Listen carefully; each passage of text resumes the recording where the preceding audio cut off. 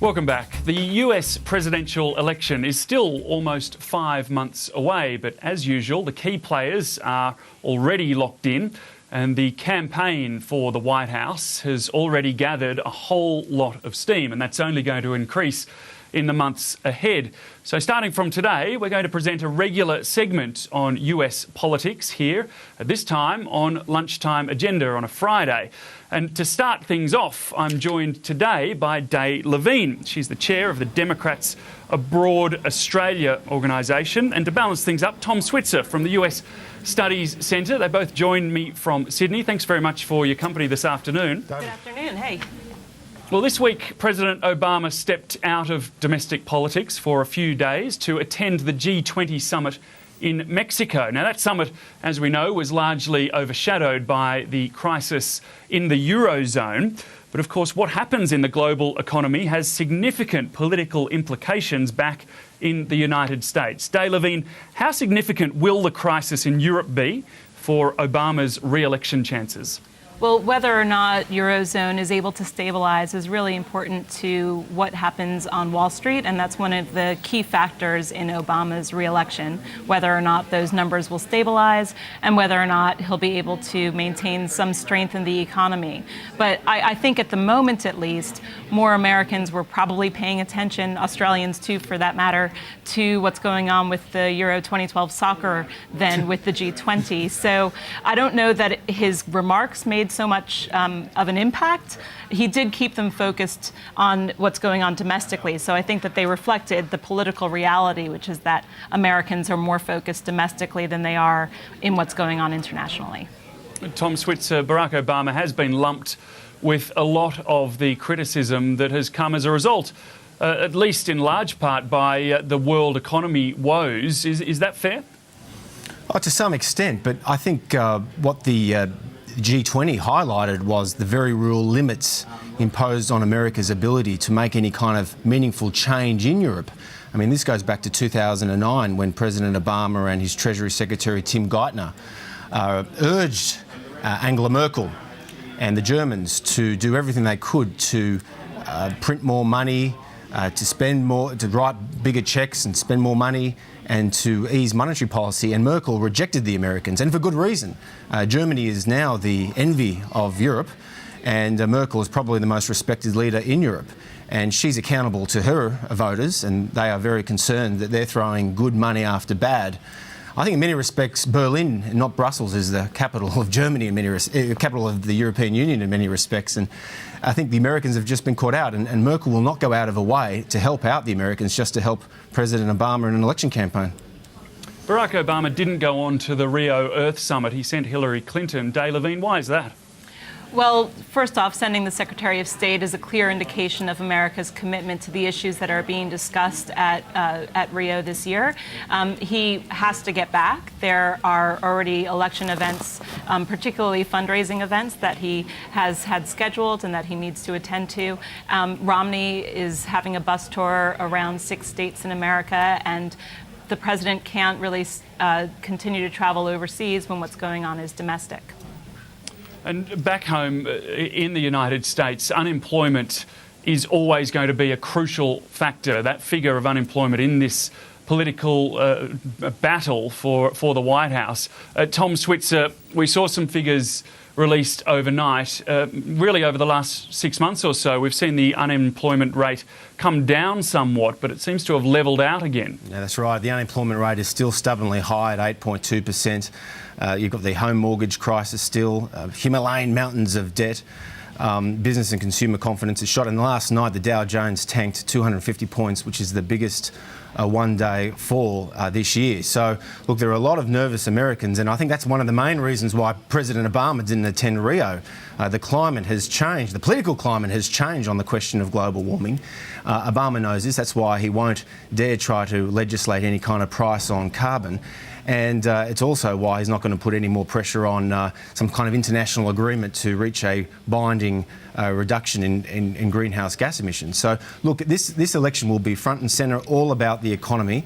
Obama won't want to talk too much about the economy because it's not a good record, but he'll do everything he can, of course, to the extent that he talks about the economy, to focus on the differences between his economic agenda and Mitt Romney's economic agenda, which he will try to portray as a throwback to the Bush era. Dave Levine, do you think Barack Obama can win the election with so many millions unemployed as things stand at the moment, or does the unemployment figure need to drop further? It would be wonderful for Obama if the unemployment figure dropped further. It's currently at 8.2%, which is uncomfortably high for a president facing a re-election battle just 5 months away. But if figures stayed relatively where they are right now, we'd see Obama win the election. If it were held today, he would win. And that's primarily because in the swing states, the battleground states, where the electoral votes matter the most, because it's really about the electoral math in the end, and I'll say that for the next 5 months and bore everyone to tears talking about electoral math.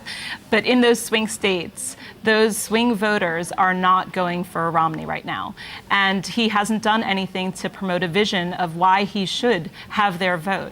For the moment, most people who are supporting Romney are anti-Obama. So he has done nothing to make them pro-Romney. And the bus tour that he's doing for the moment is focusing on an economic history that in fact is a fallacy. The Democrats are doing a very good job of pointing out the error in his mathematics and showing that he's in fact, when he was governor of Massachusetts, he lost jobs, he closed off factories, he did more harm than good. He was ranked 47th out of 50 states in terms of the economy for the state, and the impact that he had on it was a very big part of the reason why it ranked so low.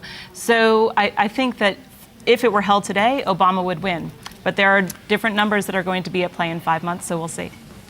Okay, we'll see what happens. But turning to another very big issue that has been around in the last week or so, immigration, and what to do about the massive Hispanic population that is living in the United States without citizenship. Last week, Barack Obama announced what he called deferred action, an employment authorization document that allows Hispanics to work, but not citizenship or even necessarily a promise of a path to citizenship. Mitt Romney initially last weekend wouldn't say, when questioned several times about whether he would repeal Obama's policy, but he has delivered a speech overnight in which he has solidified and softened somewhat his position. Have a listen.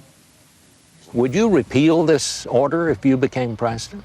Well, let's step back and look at the issue. But would you repeal this? Well, it would be overtaken by events, if you will. The answer is that I will put in place my own long-term solution that will replace and supersede the president's temporary measure. Tom Switzer, is that a softening of his stance? Yes, I do. I think that Mitt Romney, in many respects, has been wedged on this issue. One of the great criticisms of Mitt Romney during the recent Republican primary contest was that he was a flip-flopper, that he just didn't have any core convictions. And I think one of those issues is the issue of illegal immigration and the question of border protection. During the campaign for the Republican nomination, he ran to the right, if you like, and ran a pretty tough position on illegal immigration. And now, of course, he recognises that the Hispanic community, particularly in those swing states like Florida and New Mexico, they will play a prominent role in the general election. So he needs to find a way of reaching out to those folks. Now, Marco Rubio, who's a prominent Florida senator, who's tipped to be possibly one of Mitt Romney's running mates, has come out with a bipartisan compromise. But of course the Democrats aren't interested in that. If President Obama wanted to legislate this policy, he could have done so 2 years ago when he had huge supermajorities of Democrats in both the House and the Senate. He's waited to an election year and now he wants to use it as an election year, which makes sense from his political perspective, but it puts Romney in a pretty tight bind because there is a significant segment of Republicans, not all Republicans, of course, Ronald Reagan and George W. Bush were big champions of immigration, but there is a significant segment of the Republican base that is very much opposed to illegal immigration. How important, Dave Levine, is immigration in this presidential election? Well, this is a huge issue. Let's recognize that this was a big win for Obama. It's also a huge win for the millions of undocumented people living in America, not citizens, not on the path to citizenship, as was pointed out, but who came to America when they were less than 16 years old. They were very young, and they're now caught in this kind of no man's land of not being able to work and possibly being deported. So Obama's made it possible for them to stay, for them to get 2-year working papers that are possibly going to be able to be renewed so that they can contribute to society instead of living under the line. And that's exactly what America should have. We should have more people who are going to be able to contribute to society in meaningful ways, and that's what the Democratic Party stands for, and that's what Obama went out with. I don't think that this was just a political decision, but I do think that it was a very clever one as part of that decision-making factor, and certainly Sure. Obama has gained from it.